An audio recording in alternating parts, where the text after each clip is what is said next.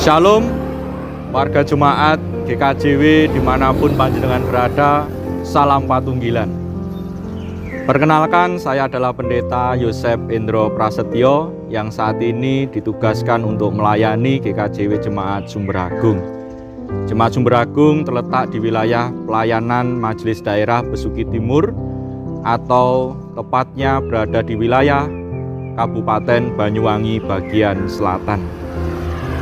Nah, Bapak Ibu yang dikasihi Tuhan, jemaat ini dahulunya bernama GKJW Jemaat Silir Baru.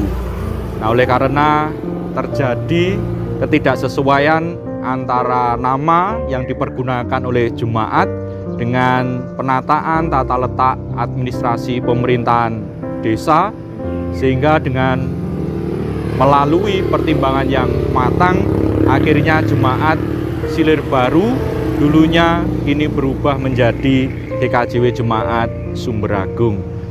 Besar harapan kami semua yang berada di jemaat ini dengan bergantinya nama Jemaat Silir Baru menjadi Sumberagung, sumber-sumber kebaikan Tuhan akan senantiasa mengalir begitu besar bagi kehidupan warga jemaat yang ada di sini. Demikian pula bagi panjenengan semuanya. Pada akhirnya, Bapak Ibu, saya mengucapkan selamat hari Minggu, selamat menjalani ibadah pada Minggu 14 Maret 2021 hari ini bersama-sama dengan kami. Tuhan Yesus memberkati kita semuanya.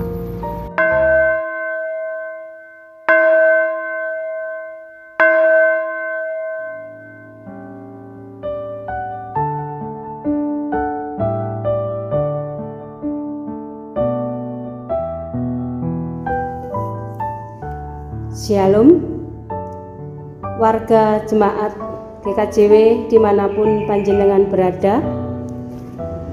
Marilah kita masuk dalam peribadatan pada hari ini dengan kesungguhan hati. Perlu kita ketahui bahwa ibadah kita hari ini masih kita laksanakan dalam situasi COVID-19 yang masih mewabah di sekitar kita. Minggu ini adalah Minggu Prapaskah 4. Masa Prapaskah adalah saat kita mengingat kembali kasih Allah melalui penderitaan dan kesengsaraan Tuhan Yesus Kristus. Ia rela menderita dan sengsara bagi kita.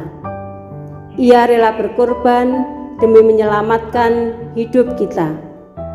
Kini mari kita datang berbakti, memuji dan menyembah Dia, Allah Sang Penyelamat kita. Saya mengundang warga jemaat sekalian untuk bangkit berdiri. Kita memuji nama Tuhan menggunakan pelengkap kidung jemaat nomor 2. Mulia, mulia namanya. Kita ulangi 2 kali.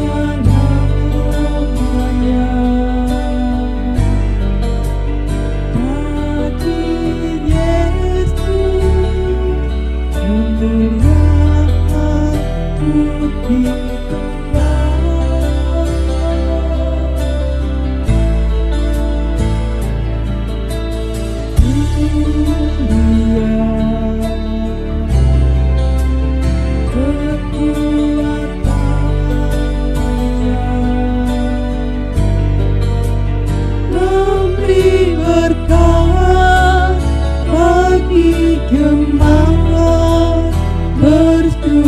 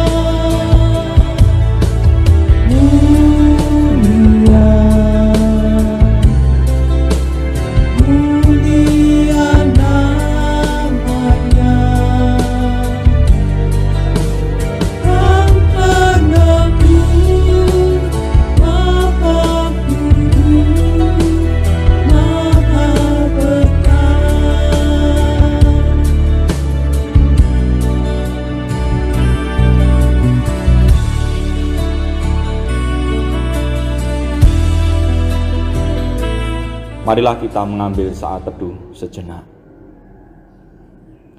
Ibadah Minggu Prapaskah saat ini kita lakukan dalam nama Allah Bapa yang menciptakan langit dan bumi, yang tidak pernah meninggalkan pekerjaan tangannya dan yang kekal kasih setianya.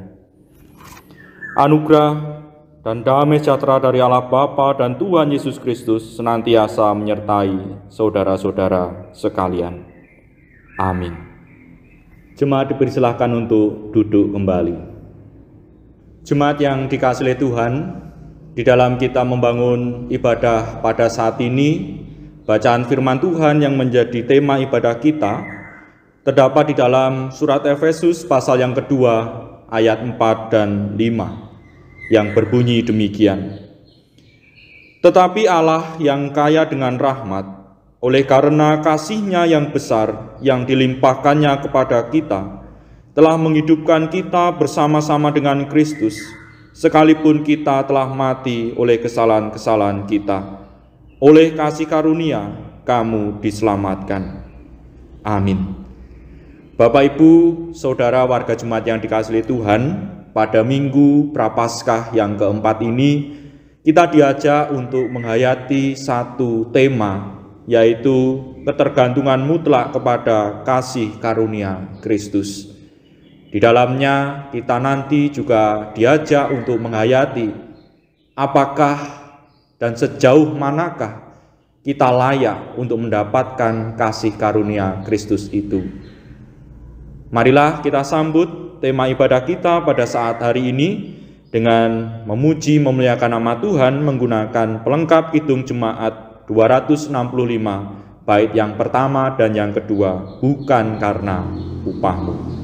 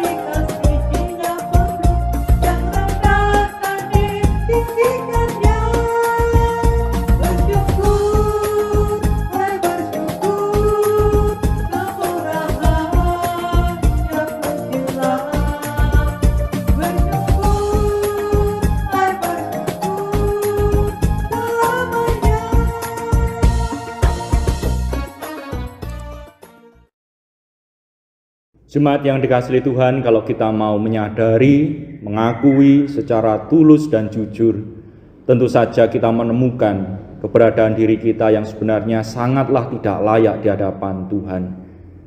Maka dari itu, sebelum peribadatan ini kita lanjutkan, marilah kita masuk dalam perenungan diri, kita menyadari akan segala kesalahan-kesalahan hidup kita di hadapan sesama maupun di hadapan Tuhan. Bapak Ibu diberikan kesempatan untuk bisa mengambil waktu hening pribadi, menyadari kelemahan-kelemahan hidup di hadapan Tuhan.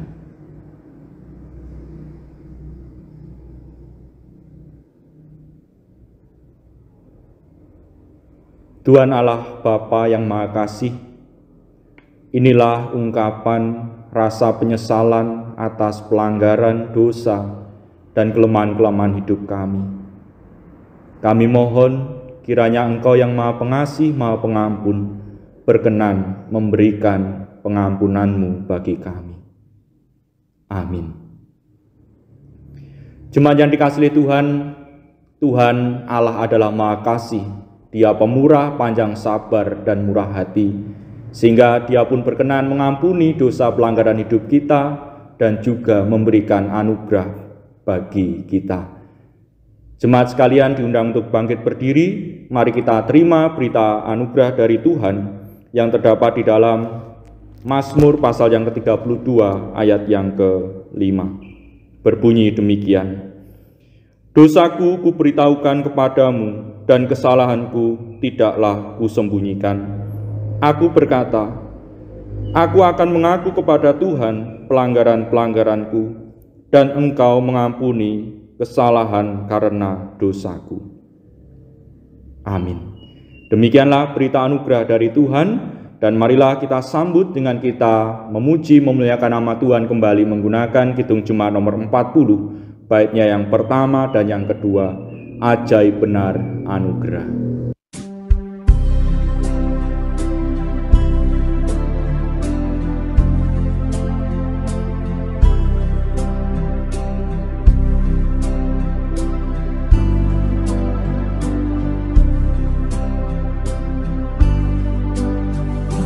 Ajaib benar anugerah membaru hidupku,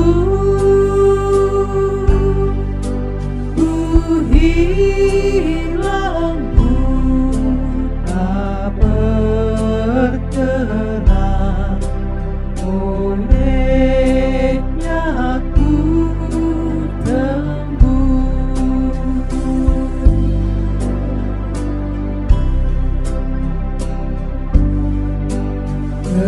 Ketika insafku jemaah, sekarang ku lega. Syukur bebanku telah lepas, berkat anugerah.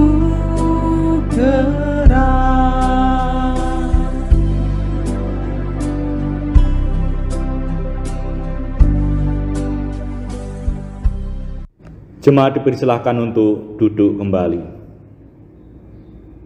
Jemaat yang dikasihi Tuhan, sebelum kita membaca dan merenungkan kebenaran firman Tuhan, marilah terlebih dahulu kita memohon hikmah dan terang kepada Tuhan. Mari kita berdoa.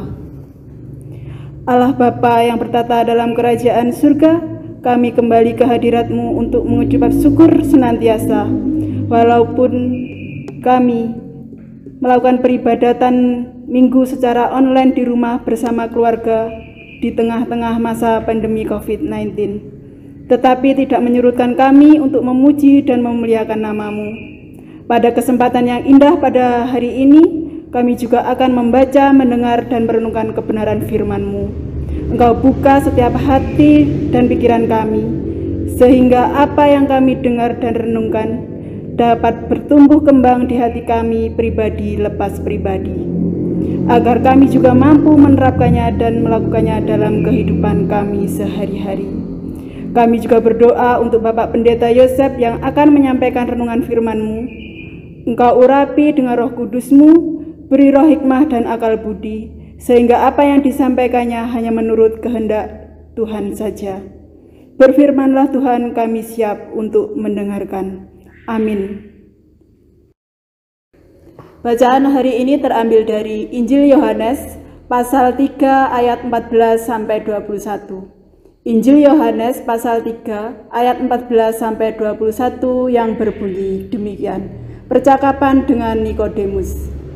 Dan sama seperti Musa meninggikan ular di padang gurun, demikian juga Anak Manusia harus ditinggikan, supaya setiap orang yang percaya kepadanya beroleh hidup yang kekal. Karena begitu besar kasih Allah akan dunia ini, sehingga Ia telah mengaruniakan Anaknya yang tunggal, supaya setiap orang yang percaya kepadanya tidak binasa, melainkan beroleh hidup yang kekal. Sebab Allah mengutus Anaknya ke dalam dunia bukan untuk menghakimi dunia, melainkan untuk menyelamatkannya oleh Dia. Barang siapa percaya kepadanya, ia tidak akan dihukum. Barang siapa tidak percaya, ia telah berada di bawah hukuman, sebab ia tidak percaya dalam nama Anak Tunggal Allah. Dan inilah hukuman itu, terang telah datang ke dalam dunia, tetapi manusia lebih menyukai kegelapan daripada terang, sebab perbuatan-perbuatan mereka jahat. Sebab barang siapa berbuat jahat, membenci terang dan tidak datang kepada terang itu, supaya perbuatan-perbuatannya yang jahat itu tidak nampak. Tetapi barang siapa melakukan yang benar, ia datang kepada terang, supaya menjadi nyata bahwa perbuatan-perbuatannya dilakukan dalam Allah. Demikian firman Tuhan. Yang berbahagia adalah setiap orang yang mau senantiasa membaca serta merenungi firman Tuhan dan terlebih-lebih melakukan dalam hidupnya setiap hari. Amin. Jemaat yang dikasihi Tuhan, pada tema renungan kita pada saat ini, Dewan Pembinaan Teologi Majelis Agung menyiapkan tema yaitu memandang Kristus Sang Juru Selamat. Dan melalui tema ini juga saya akan menariknya dalam penghayatan Sang Juru Selamat sebagai sumber cinta kasih ataukah penghukuman. Nah, Bapak Ibu warga jemaat yang dikasihi Tuhan, sejak kecil kita senantiasa diajarkan untuk memiliki kedisiplinan dan ketaatan pada aturan-aturan yang dibentuk atau ditetapkan di tengah-tengah lingkungan keluarga kecil kita, lingkungan keluarga besar, di tengah-tengah lingkungan masyarakat, di gereja, di lingkungan tempat kerja, maupun juga di lingkungan dalam kita hidup sebagai warga negara. Nah, katakanlah kalau kita berbicara mengenai salah satu kedisiplinan dan ketaatan yang ditata atau ditetapkan oleh pemerintah negara kita, salah satunya adalah terkait dengan peraturan lalu lintas. Perlu diakui bahwa ada begitu banyak orang, semoga tidak termasuk saya dan Bapak Ibu, ada begitu banyak orang yang berdisiplin atau mau taat terhadap peraturan lalu lintas itu didasari karena alasan-alasan yang sebenarnya tidak tepat. Misalnya, mau menggunakan helm, sabuk pengaman, atau mengurus SIM, membawa SIM STNK, itu kalau misalnya mengetahui di depan ada polisi yang melakukan razia, atau mungkin ada pos polisi yang akan dilewati, atau hanya mentaati peraturan itu, berdisiplin kalau misalnya masuk dan berencana melewati jalan-jalan besar. Tetapi kalau misalnya sedang tidak ada razia atau tidak melewati pos polisi atau tidak melewati jalan-jalan yang besar, orang kebanyakan di antara kita mungkin enggan untuk mentaati berdisiplin peraturan lalu lintas itu. Nah, Bapak Ibu, nanti kalau giliran mendapatkan sanksi, ditilang misalnya, kita merasa diperlakukan semena-mena, menganggap polisi tidak adil lah, diperlakukan tidak layak lah. Padahal kesalahan itu memang benar-benar kita lakukan. Padahal kalau kita merenungi lebih dalam, peraturan-peraturan yang dibuat adalah untuk menjaga dan melindungi keselamatan diri kita sendiri. Iya atau tidak? Nah, sehingga Bapak Ibu kalau kita berbicara masalah hukum, hakikat sebenarnya dari penghukuman atau sanksi yang diberikan kepada kita ketika kita melanggar peraturan yang ditetapkan oleh negara ini, salah satunya tadi yang saya contohkan adalah pelanggaran lalu lintas yang dilakukan oleh aparat penegak hukum atau pembuat undang-undang, itu semata-mata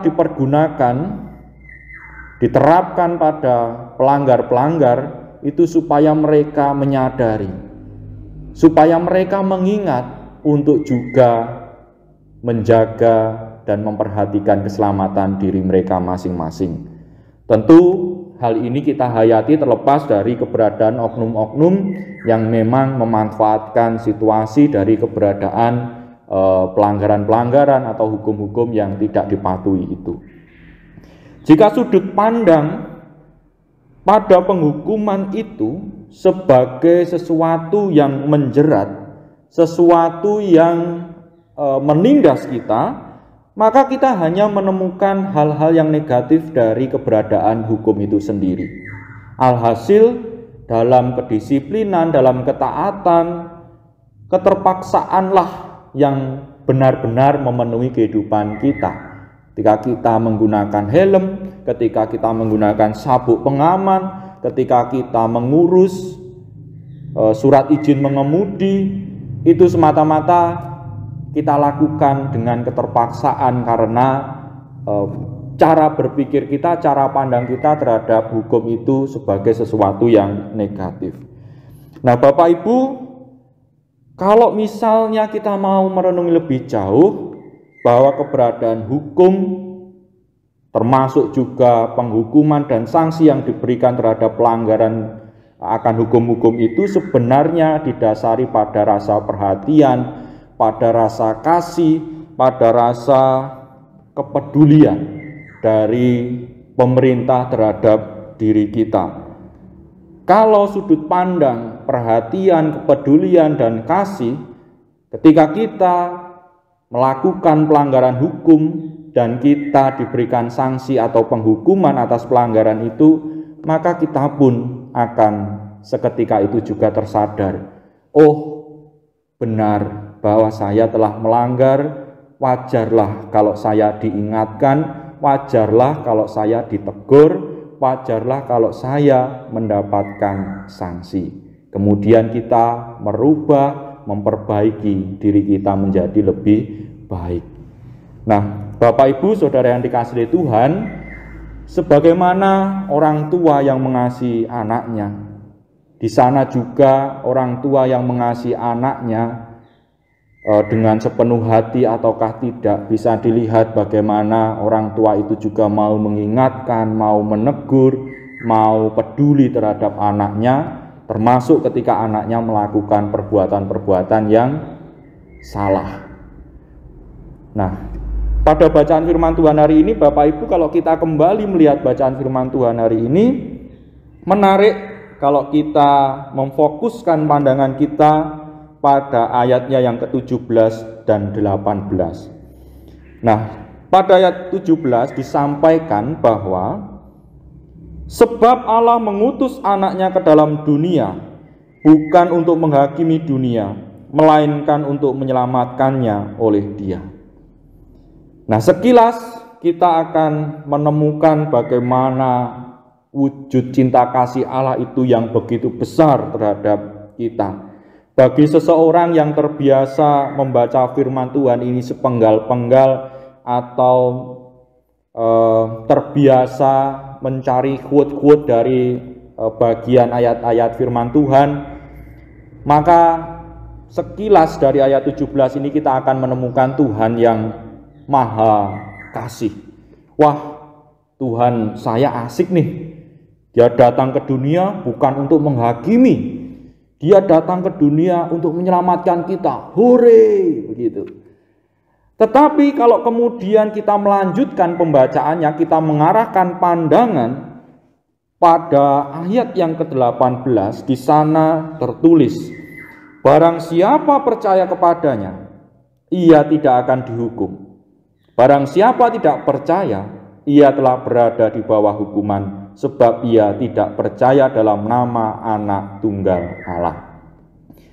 Nah, membaca bagian selanjutnya ini Bapak Ibu mungkin kemudian dahi kita berkerut. Kemudian kita menghadap atas dan bertanya, Tuhan, bagaimana ini? Sebenarnya Engkau datang ke dunia ini untuk menyelamatkan kami atau untuk menghukum kami, menghukum umat manusia ini? Katanya bukan untuk menghakimi dunia, tapi kok disebutkan menghukum pada ayat yang ke-18 ini. Nah, Bapak Ibu, kembali lagi bahwa memahami cinta kasih Allah tidaklah bisa dilepaskan dari konsep akan keadilan Allah. Allah adalah Maha Kasih,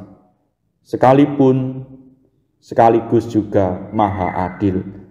Dia memberikan peraturan ini dan itu atas dasar kasih-Nya kepada kita semua.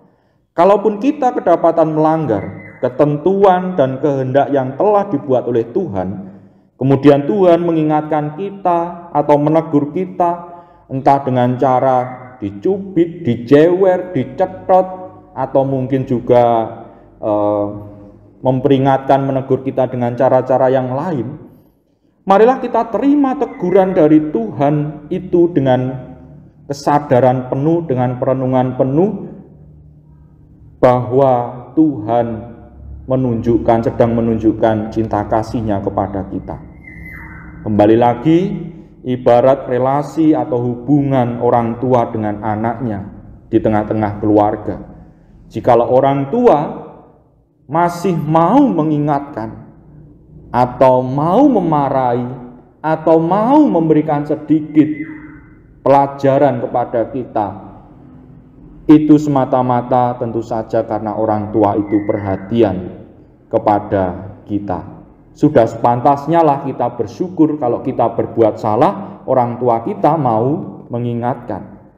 Berbeda halnya kalau orang tua kita sudah tidak mau lagi peduli, entah kita berbuat salah, entah kita berbuat sesuatu yang mengecewakan, dinengke wae, wah justru sudah seharusnya kita bertanya, ada apa ini dengan orang tuaku? Jadi Bapak Ibu, jikalau kita diingatkan untuk menyadari akan kesalahan diri kita di hadapan Tuhan, marilah kita respon itu sebagai bahasa cinta Tuhan yang begitu mengasihi kita. Selama Tuhan mau mengingatkan kita, itu artinya hidup kita masih disayangi oleh Tuhan. Tidak hanya berhenti dengan kita menyadari kesalahan, tetapi sesegera mungkin menjauhi kesalahan itu dan mau berkomitmen untuk menjadi pribadi yang lebih baik. Bapak Ibu, Saudara yang dikasihi Tuhan, maka memasuki Minggu Prapaskah yang keempat ini, saya mengajak kita semua untuk benar-benar mampu melihat kedalaman hidup kita, menyadari akan kelemahan diri kita, mengakui akan kesalahan, akan keberadaan diri kita yang tidak sempurna, bukan sebagai alasan kita untuk dimaklumi oleh Tuhan maupun orang lain, tetapi benar-benar supaya kita mau berubah. Marilah kita juga mampu melihat dengan baik wujud cinta kasih Tuhan dalam hidup kita. Tuhan memberkati kita semuanya. Amin.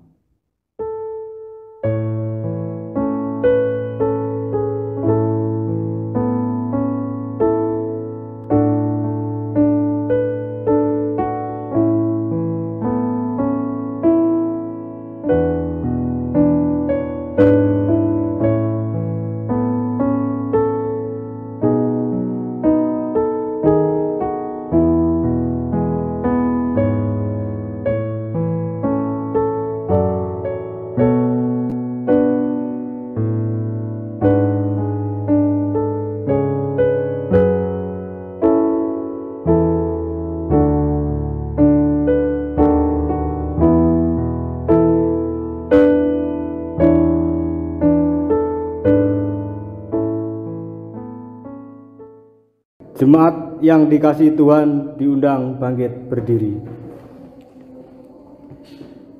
Marilah bersama dengan umat kepunyaan Allah di seluruh muka bumi ini, kita memperbarui iman percaya kita dengan pengakuan iman rasuli yang demikian. Aku percaya kepada Allah Bapa yang Maha Kuasa, Khalik langit dan bumi, dan kepada Yesus Kristus, anaknya yang tunggal Tuhan kita, yang dikandung daripada Roh Kudus, lahir dari anak darah Maria, yang menderita di bawah pemerintahan Pontius Pilatus, disalibkan, mati dan dikuburkan, turun ke dalam kerajaan maut. Pada hari yang ketiga, bangkit pula dari antara orang mati, naik ke surga, duduk di sebelah kanan Allah Bapa yang Maha Kuasa, dan akan datang dari sana untuk menghakimi orang yang hidup dan yang mati. Aku percaya kepada Roh Kudus, gereja yang kudus dan persekutuan orang kudus, pengampunan dosa, kebangkitan daging, dan hidup yang kekal. Amin. Jemaat dipersilahkan duduk. Jemaat yang dikasihi Tuhan, sudah selayaknya kita mengucap syukur kepada Tuhan, yang mana persembahan yang sudah kita siapkan dari rumah kita masing-masing, dan juga kita berkenan mempersembahkan seluruh hidup dan kehidupan kita kepada Tuhan. Dan adapun firman Tuhan untuk mendasari di dalam mempersembahkan ini, mari kita menerima firman Tuhan yang terambil dari Mazmur 106 ayat 1 yang begini firman Tuhan. Haleluya, bersyukurlah kepada Tuhan sebab Ia baik, bahwasanya untuk selama-lamanya kasih setianya. Amin. Jemaat yang dikasihi Tuhan, marilah kita memuji nama Tuhan untuk mengiringi di dalam kita mempersembahkan kepada Tuhan. Memuji nama Tuhan memakai kidung jemaat nomor 302, kita pujikan ayat 1 dan 2.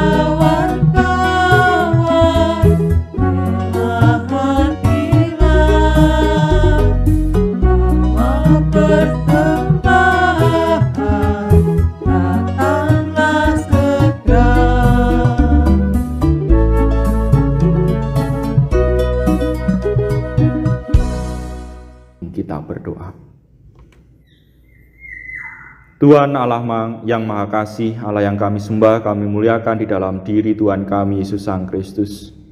Mengucap syukur ya Tuhan, pada saat ini Engkau masih memperkenankan kami, memberikan kami kesempatan untuk kami bisa menghadap kemuliaan Tuhan melalui peribadatan hari Minggu saat ini.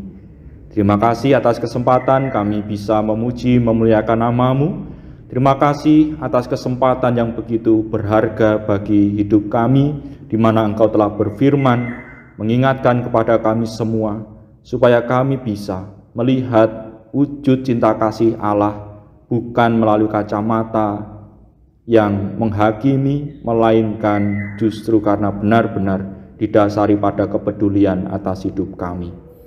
Tuhan, pada saat ini kami berdoa supaya setiap pribadi lepas pribadi kami yang mengikuti jalannya ibadah secara online yang disiapkan oleh Majelis Agung ini dapat benar-benar melakukan apa yang Tuhan kehendaki dalam kehidupan kami. Kami menyerahkan ya Tuhan, kami berdoa juga untuk keberadaan bangsa dan negara kami Indonesia yang saat ini masih terus berjuang menghadapi mewabahnya pandemi COVID-19. Kami berdoa bagi pemerintah bangsa negara ini. Kami berdoa bagi para tenaga medis, relawan mereka yang berada di garda paling depan, yang siap berkorban waktu, tenaga, pikiran, bahkan jiwa mereka. Kami berdoa untuk saudara-saudara kami yang terdampak, baik itu secara ekonomi, sosial, dan lain sebagainya. Kiranya juga Tuhan yang memampukan mereka untuk bisa tetap memiliki pengharapan pada Tuhan. Kami pun berdoa ya Tuhan untuk pelayanan-pelayanan yang ada di dalam GKJW, baik setingkat majelis jemaat, majelis daerah maupun majelis agung. Engkau yang memampukan kami untuk dapat terus membawa panji-panji Kristus, mewartakan kebenaran, kebaikan bagi dunia ini. Kami percaya ya Tuhan bahwa melalui GKJW nama-Mu semakin dipermuliakan, kasih-Mu semakin dirasakan oleh begitu banyak orang. Kami berdoa dan memohon kepadamu. Ya Tuhan, kami pun tidak lupa menyerahkan persembahan yang telah kami kumpulkan di tengah-tengah peribadatan ini.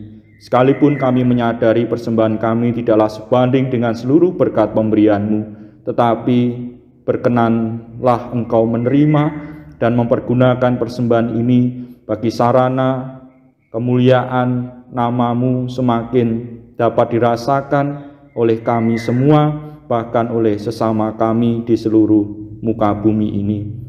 Kami berdoa untuk perjalanan hidup kami selanjutnya.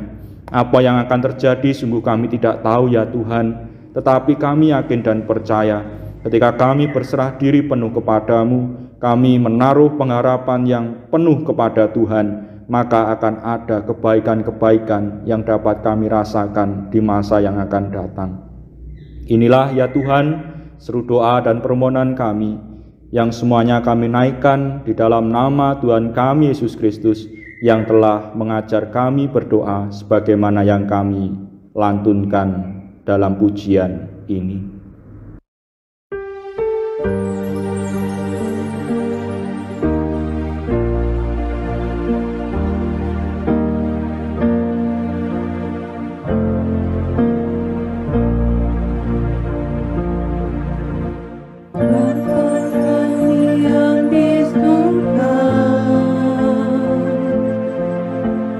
Dikuduskanlah nama-Mu,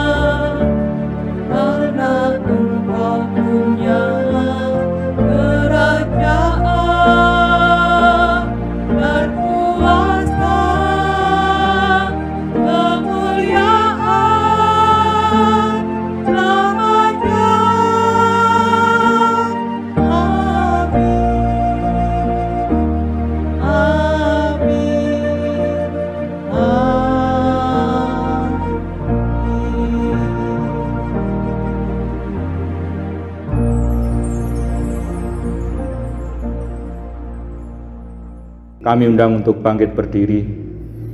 Marilah kita mengakhiri jalannya ibadah pada saat ini.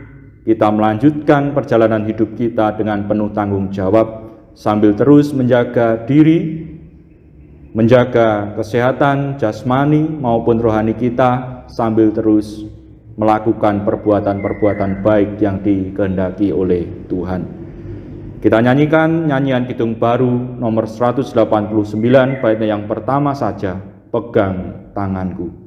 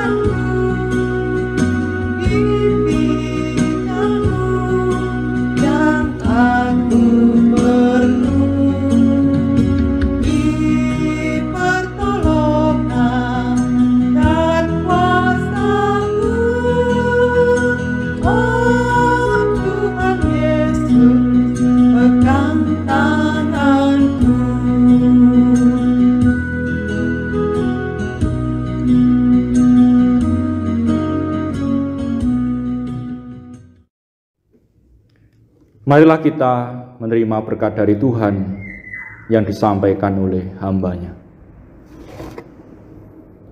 Kasih karunia dan damai sejahtera yang bersumber dari Tuhan Allah Bapa, dari Tuhan Yesus Kristus, dan melalui persekutuannya dengan Roh Kudus, senantiasa memenuhi, melingkupi, dan menyertai kehidupan kita semuanya, mulai saat ini, esok, sampai Maranatha. Amin.